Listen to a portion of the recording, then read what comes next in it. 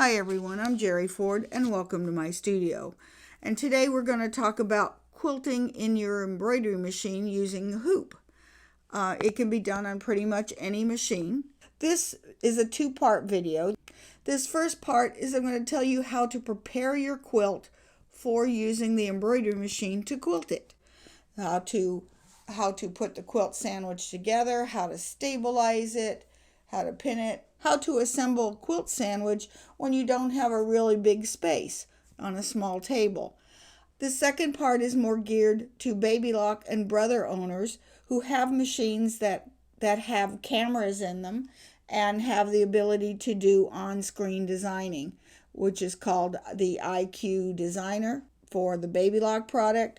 And the Brother product is called My Design Center. So if your machines have that, the second video is going to be for you. And I show you how to use the built-in software to create stippling, background fills, and even to create your own quilting motifs. Okay, so let's get started. All I'm going to use is my quilting machine. I'm going to use my regular sewing machine to stitch in the ditch to stabilize this piece. And that's really all I'm going to do on the sewing machine. Where I got this design from, this is from the book, Babylock Sew Ed, Mastering IQ Designer, project and instruction book. So contact your local Babylock dealer and they will be happy to order this book for you. I do have a year-long course that we're almost finishing up this last year where we use this book as our text in order to create all kinds of different projects. And this way you get to learn to use your either IQ Designer or the My Design Center if you happen to have a Brother machine. Okay, so let's get started.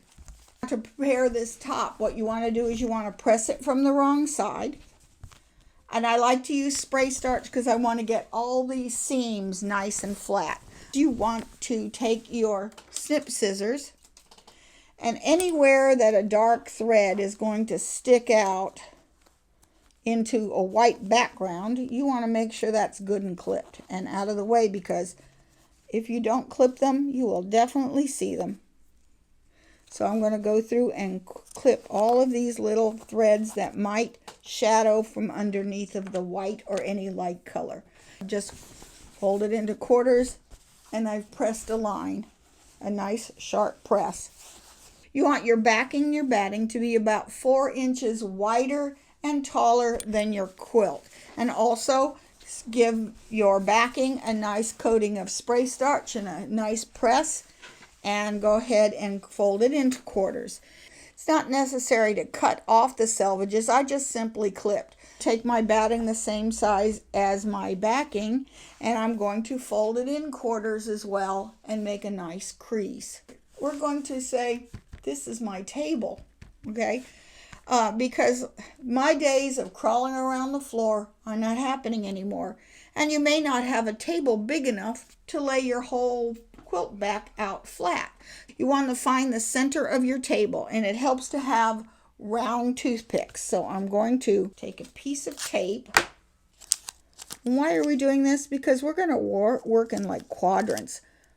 I may just have to feel for these. So I'm going to put the tape on.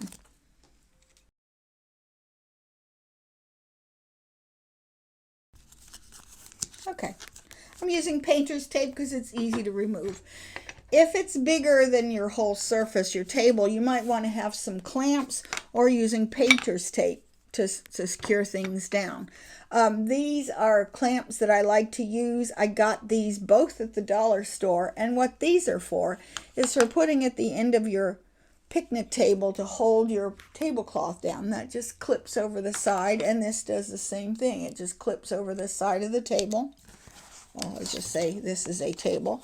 And this goes to this one I like because it fits the larger tables. And you just put your fabric and you clamp it down. But I'm not going to use these today. Here's the center. I start here. Okay. Then usually if this were the end of the table, I'd take a clamp and just slip it underneath here and clip this. And I'm going in the middle. So I'm going to place this out this way. So now, see, I can feel through here. See, I can feel that mark. Okay, and then I would open this up, and sometimes it helps to have a buddy, especially to set this first one up. Open this up, and okay, and then I would clamp at the edge of the table this piece down. I can feel my crease, and I can feel, and I can see where I have creased it. Okay, everything is good. All right. I recommend you use cotton batting. Don't use polyester. It tends to slip around too much. So you're going to want to use cotton batting. So you have two sides. You have the scrim side. I want to put the scrim side towards the back. And that's because a needle's going to come through here. And if you're not sure which is which, take your machine needle or an old machine needle and punch it. One way you'll feel no resistance, and one way you will feel resistance. I have no resistance whatsoever, so this is the non-scrim side. I feel a little bit of resistance going in, so that means that's where the scrim is. So I can feel my centers. So I'm going to, there's a toothpick.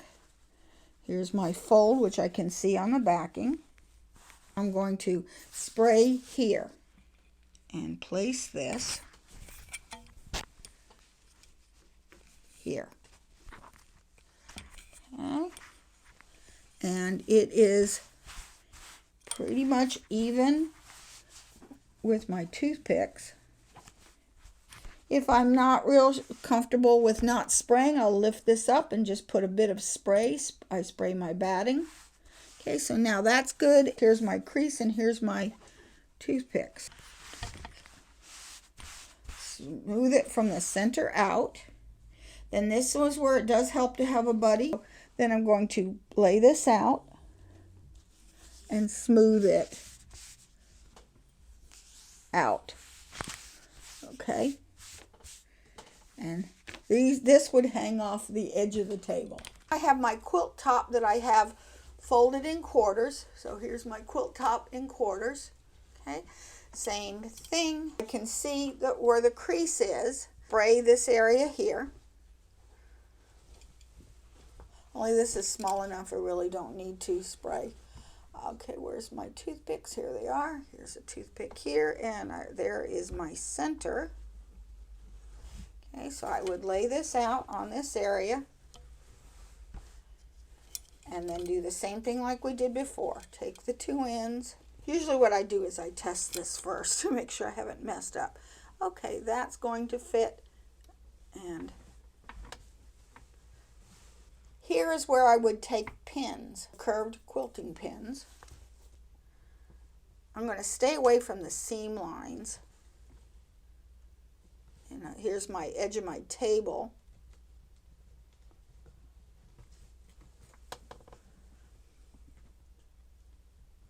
Number 2 pins are the best, but you use what you have. Okay, and then up here, this is the extent of my table.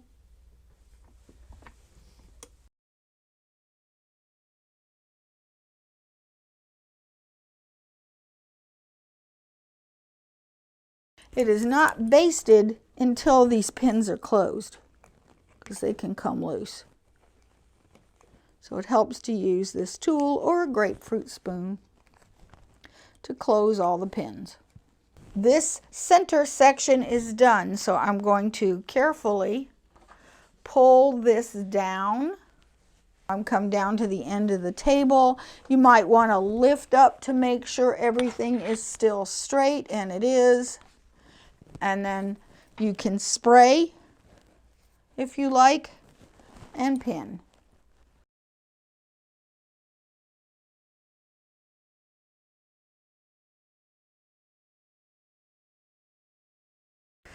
Move to the other end.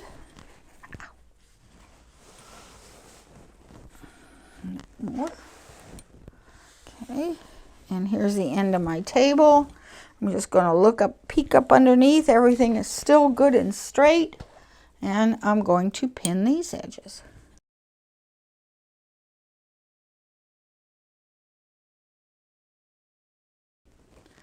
Bring it back down to the center. and come out to this edge. We're going to do the corners last.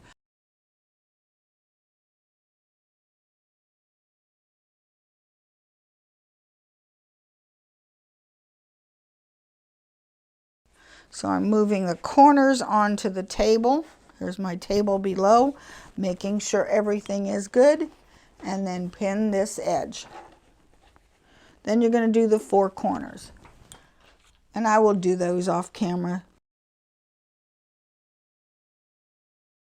First of all, you want to just turn it over and make sure that there are no pleats or ripples. Everything looks good here. Okay. Now, usually this takes a little bit of time if you've got a bigger quilt. But the first thing I'm going to do is stitch in the ditch, because I really don't want to be hooping with all these pins all over the place. And so I'm going to, any place I have a seam, I'm going to go ahead and stitch in the ditch. And I'm also going to stitch the edges down. And for that, I'm going to use a walking foot. The hardest thing is to pick what color thread that you want to use to quilt. So over here, I'm going to use white in this area. I don't like to use monofilament thread whenever you are baby quilt. You would never use that nylon or polyester invisible thread for a baby quilt, because it's notorious for skipping stitches, and little fingers and toes can work themselves underneath that loose stitching and end up cutting off circulation. So never use that thread on a baby quilt. You don't have to use the same color thread in the needle that you have in the bobbin. You don't have to be, they don't have to be the same. They should be at least the same weight, because you want the knots of your threads to embed inside of the batting and not on the front or the back side. Okay, so let me set up my machine for a walking foot, and I'll show you how I stitch in the ditch. I am using Omni thread, which is by Superior, for my bobbin, and I have gray Omni thread in my needle. I've decided to use gray on the top, but the first thing I want to do is test my tensions. Okay, so I'm going to set my stitch length at about 2.5 millimeters. My feed dogs are up.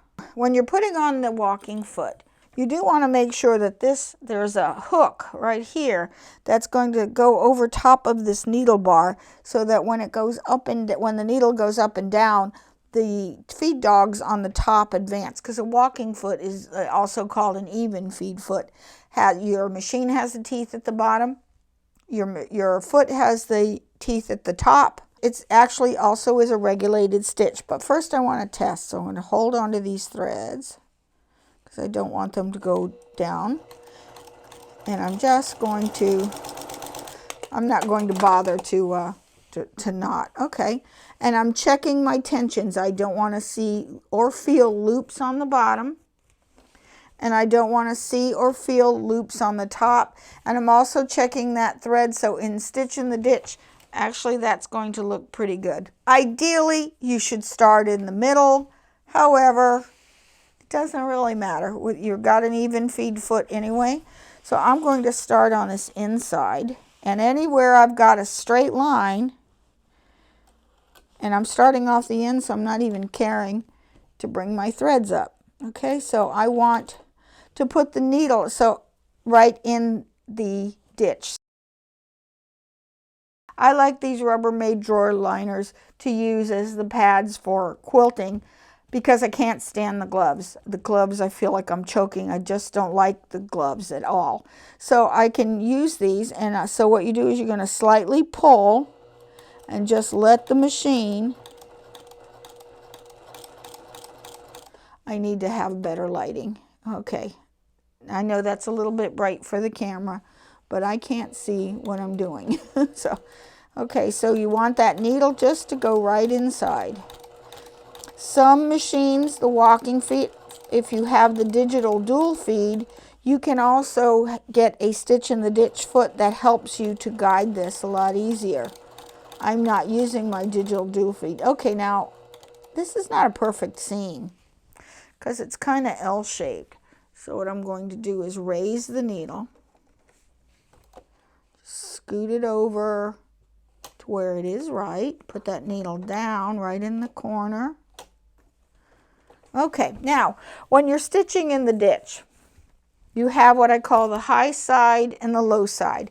If you feel, I can feel the seam allowance on the outside. I want to stitch on the inside. The reason is if you make a mistake on the high side, you'll see it. If you make a mistake and don't quite get the exact center on the low side, you're not likely to see it. Take your time. You don't want to sew like your hair's on fire. So that's nice and close, and see, my needle is just going between. Okay. Remove the pins as you need to.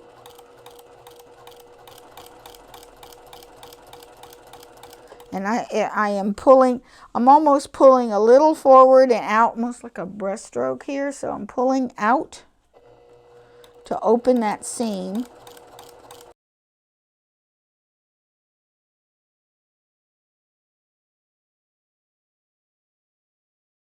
Okay, and usually I will work in the middle if I have a large quilt. It helps to get the worst done first. So do the seams in the middle and work all of this way. Make sure everything's good on both sides and then work on the other sides. I'm going to just pretend this is a large quilt because I can actually get pretty far in here. It's like even a king size quilt. On this machine I have a nice big bed. I've gotten a full-size quilt underneath of my old Bernina without any problem. Well, a king-size one was a little problem, but that only had a 6-inch throat space. This one's got a considerably large one. The newer machines are usually larger. Okay, so now I'm going to work on this other side. I'm going to remove the pins as I come to them. Okay, and I like to start with my thread up. My bobbin thread up. Come here, there we go. That way I can just keep track of it. Okay, and now I'll work in the opposite direction. So I'm going to go this way. I'm going to check it and then do the horizontal. Okay, I've done all my vertical lines, so now I'm ready to do the cross hatching. I'm going to start in the center and just break thread off when I'm done. So I'm going to put my needle down. Bring my bobbin thread to the top. Okay. Put it behind. I'm going to put that needle right back to where I just took it out of. Hold on to my threads. Now, we don't back tack with quilting, so what I'm going to do is just simply push down and not allow this walking foot to advance for about 3 stitches, and then I'm going to stitch in the ditch as normal.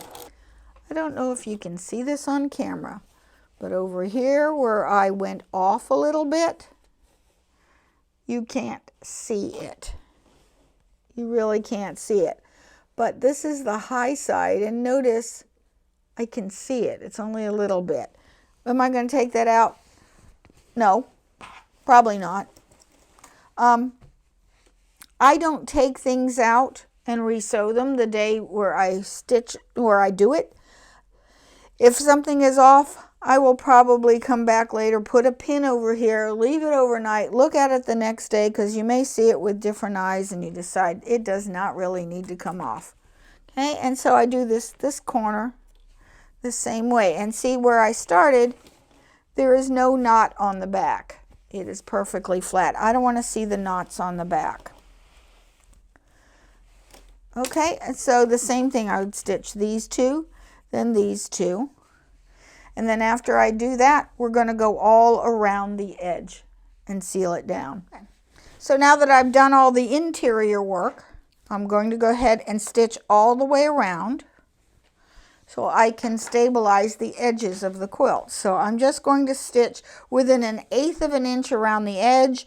I can make this a larger stitch if you like, in case you have to take it out because you've got some rippling going on. Okay, and this is just simple. You want to just make sure everything's nice and straight. Remove the pins as you go along. And that's it. Just go all the way around. Then we're ready to go to the embroidery machine. Okay, here it is. I have removed all the pins, all the stitching that is done, all through here, and it's stitched around so it is nice and stable. So I took out all the pins, although I left some here inside of the motifs. Now it's time to decide what we're going to quilt. Well, I want to quilt this area, and depending on the size of the block, depends on how I'm going to quilt this thing. See the grid? Your sewing area is inside this grid, and this is the one to my largest hoop. And I'm going to start with the biggest block because I think I want to stipple inside of here. So if I lay this down like that, I realize it's about 1/4 of an inch too short, and I would like the stippling to go from edge to edge. So I know that this cannot be done in one hooping. However, if I turn it this way, I still have room to maneuver, and my stitching is inside here. And then what I would do is do this part, and then I can move the hoop and get the second half over here. And I'm going to show you how I'm going to do that on the Destiny. Okay, on the other blocks, this is really kind of big, and that'll work just fine here. So I can get it all in one hooping here, and I'll probably do this one first, which means that'll work here, although that's kind of overkill. I also have a 5x7, and these are just too narrow because here is my sewing area. It's too narrow, and I could do it this way, but that's 3 hoopings, and if I had a 5x7 machine that didn't do any bigger, that would be fine. Same thing here. If I had just a 5x7 machine, I would probably have to divide this up into at least 4 different hoopings in order to stipple the inside. Okay, now I have a 9.5 and a 9.5 inch hoop. That would work fine inside of here, so I've got plenty of room there. And then I would also use it on the corner pieces, because the corner pieces are also too narrow for a 5x7, unless I want to just put something in the middle. And then this is plenty big enough, and that gives me enough wiggle room in order to maneuver with rotating and adjusting it. When we're getting ready to quilt this, I don't need any more stabilizer than this. This is fine, and see the back is stable. I don't have to have any stabilizer. I'm just going to hoop the quilt. I like to use my templates, and most people don't use their templates. They come with their machine and then they don't use them. So we're going to do this one over here, and I'm going to set my template into, so you put this so you can read the letters ABC, and this fits right in the little notches, and it's showing you where you can stitch. And as long as I'm inside of here, I'm good. I'm going to do one of these sides first, and we'll get through the basics. And then I could use a design that I've purchased, or one that's built into the machine that's in the middle, but I want to do an overall design so that it will lay just as flat as possible. Okay, so let me put my template on here so that I can hit. Yes, the machine has a camera. Yes, you can rotate 1/100 of a degree. However, if I can get most of it, with the hooping, getting as straight as possible, that's going to solve a lot of problems. Now, if you didn't leave enough room here on this side, you could actually just sew an extra piece on here to give it a little more room. Okay, I always have trouble hooping that way. I do better where I have my length,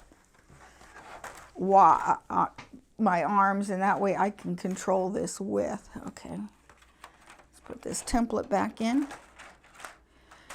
and I'm mostly concerned about just getting it straight. And let me loosen. This is also very helpful if you've gotten any of the magnetic hoops. I love those magnetic hoops. I just don't have one here. I'm going to remove these pins because they're in the way of the hoop. So let's get them out of here. Okay, I don't need them right now. Okay. Alrighty. That's going to work. I've got it relatively straight, and what I'm looking at is I'm looking at this seam line here against one of these lines.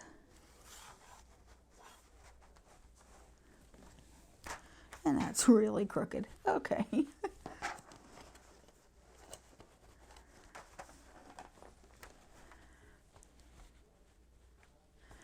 There we go. Doesn't have to be perfect. Okay. A thicker batting, you'd have trouble hooping. I'm just hooping directly, just with the regular hoop. It is nice to have the big magnetic hoops. Dime Designs and Machine Embroidery makes a really excellent super hoop, but I haven't purchased one yet because they're a little expensive. They are well worth it if you're going to do this very often, but I have a long arm, so therefore I rarely use my embroidery machine to do quilting. And so there we go. But I want you to know how to do it. Okay, I'm going to remove the template and let's go to the machine. I'm going to load the gray into the bobbin. The first thing I'm going to do is check the bobbin tension on the machine, and I'm going to use this navy blue on the top. I don't want the quilting to be too evident. I want it to be subtle because there's going to be a lot of it. I'm going to be doing a background fill on this piece. I want to chalk mark a 1/4 inch in.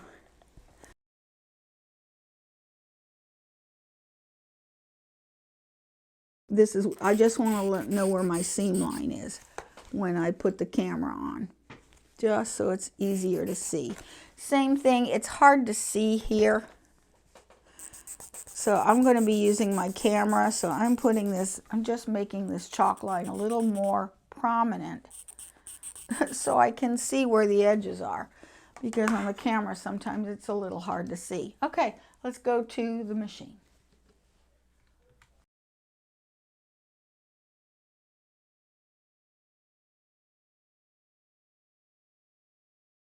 I hope you enjoyed this first part of this 2-part series. Stay tuned to part 2, and the link is in the description below. In order to use your embroidery software that's built into your machines, or the Brother and the Babylocks, in order to design the quilt motifs that you're going to put on your quilt, such as stippling, background fills, and even custom designs. Okay, thank you so much for watching. Don't forget to like, share, subscribe, and comment. See you in part 2.